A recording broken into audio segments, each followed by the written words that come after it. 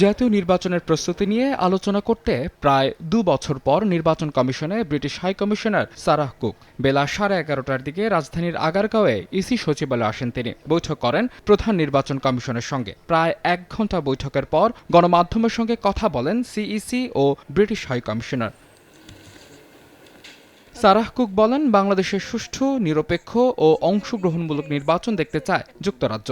যে কোনো সহায়তা দিতেও প্রস্তুত তারা। The UK is supportive of the consensus building and reform process to help create the conditions for free, fair and inclusive elections here in Bangladesh. প্রধান উপদেষ্টার দেয়া সময়সীমা অনুযায়ী ডিসেম্বরে জাতীয় নির্বাচন করার সময়সীমা অতিক্রম করতে চান না বলে জানান প্রধান নির্বাচন commissioner. Insect repellent master batch যুক্ত আরএফএল ওয়ার্ড্রোব, কাপড় যত্নে রাখার নাম্বার 1 সলিউশন।